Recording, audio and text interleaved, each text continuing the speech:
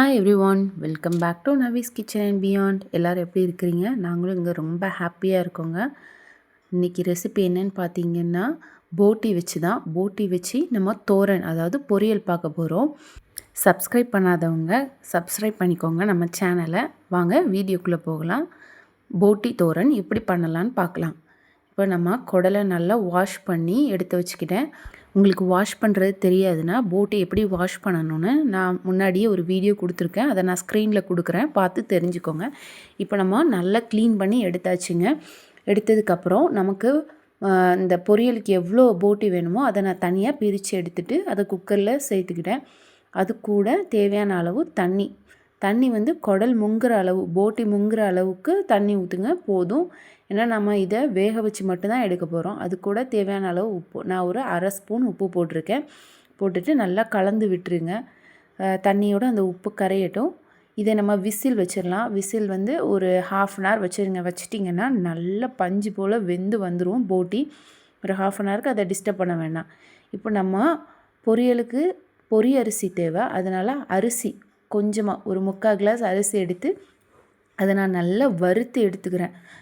அரிசி சொல்லுவோம்ல, கொஞ்சம் கோல்டன் ப்ரௌன் ஆகிற வரைக்கும் அரிசி இப்படி கோல்டன் ப்ரௌனாக வரணும். அது வரைக்கும் வறுத்து எடுத்துகிட்டு அதை மிக்ஸி ஜாரில் போட்டு பொடி பண்ணி எடுத்துக்கோங்க. ஓகேவா?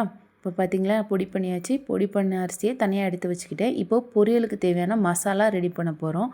நான் ஒரு 4-5 துண்டு தேங்காய் எடுத்திருக்கேன். பெரிய துண்டு தேங்காவாக 4-5 துண்டு எடுத்திருக்கேன். அப்புறம் 5-6 வத்தல் எடுத்திருக்கேன். ஒரு 5 வத்தல் எடுத்திருக்கேன்.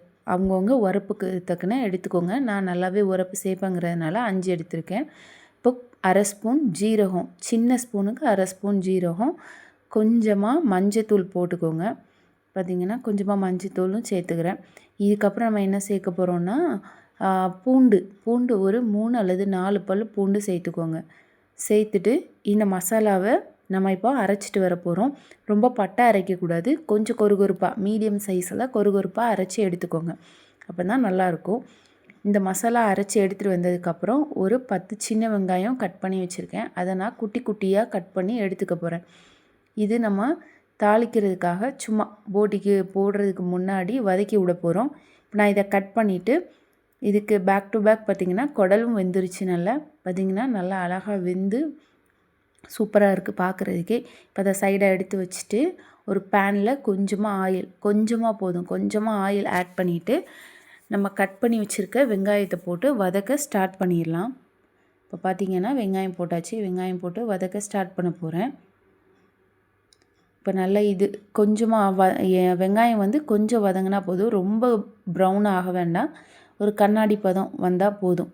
அந்த ஸ்டேஜில் நம்ம வந்து அதுக்கப்புறம் குடலை சேர்க்க ஆரம்பிச்சிடலாம். இப்போ வெங்காயம் வதங்கினதுக்கப்புறம் நம்ம குடலை சேர்க்கலாம். இப்போ பார்த்திங்கன்னா ஓரளவு வெங்காயம் வெந்து வந்துருச்சு கண்ணாடி பதத்துக்கு. இப்போ நான் குடலை ஆட் பண்ணிக்கிட்டேன். குடலை நல்லா வேக வச்சுருங்க, அப்போ தான் வந்து டேஸ்ட்டு நல்லா இருக்கும். ஓகேவா? ஸோ நல்லா வெந்த குடலை நம்ம வந்து அந்த வெங்காயத்து கூட ஆட் பண்ண போகிறோம். ஆட் பண்ணிவிட்டு அதில் கொஞ்சமாக தண்ணி வந்து இருக்குள்ள குடல்லேருந்து அது வரும்.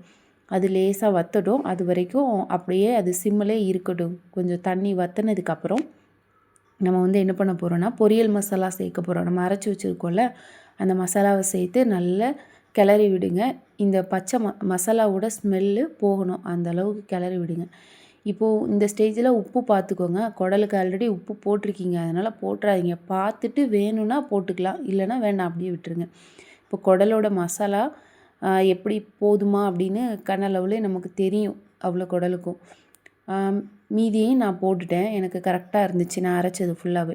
இப்போ போட்டுட்டு நல்லா பச்சை வாசனை போகிற வரைக்கும் வதக்கி விடுங்க. அதுக்கப்புறம் நம்ம திரித்து வச்சுருக்கோம்ல அந்த அரிசி பவுடர், அரிசி பவுடர், அதை போட்டு நல்லா கிளறி விடுங்க. திருப்பியும் ஒரு 2 நிமிஷத்துக்கு கிளறி விட்டிங்கன்னா அந்த அரிசி மாவு வந்து நிறைய போட்டுற வேணாம். ஒரு ஸ்பூன், சின்ன ஸ்பூனுக்கு 1 ஸ்பூன் போடுங்க போதும். இப்போ பார்த்திங்கன்னா நம்ம தோரன் வந்து ரெடி ஆயிடுச்சு. அவ்வளோதாங்க. நம்ம கொஞ்சமாக கருவேப்பிலை பிச்சு போட்டுக்கலாம், அந்த ஸ்மெல்லு வந்து நல்லாயிருக்கும் பொரியலுக்கு. இப்போ பார்த்திங்கன்னா நம்ம தோரன் அழகாக ரெடி ஆயிடுச்சு. இப்போ பிளேட்டிங் பண்ணலாம் வாங்க. கண்டிப்பாக இந்த டிஷ்ஷை ட்ரை பண்ணி பாருங்கள். ரொம்ப சிம்பிளான டிஷ்ஷு, பட் ஆனால் டேஸ்ட்டு சூப்பராக இருக்குங்க. இதே மாதிரி நம்ம போட்டியை வச்சு போட்டி கறி எப்படி பண்ணலாம் அப்படிங்கிற வீடியோவும் நான் போட்டிருக்கேன். அதுக்கப்புறம் போட்டி சுக்கா எப்படி பண்ணணும் அப்படிங்கிற வீடியோவையும் நான் வந்து முன்னாடியே போட்டிருக்கேன். ஸ்க்ரீனில் கொடுக்குறேன். கண்டிப்பாக பார்த்து தெரிஞ்சுக்கோங்க.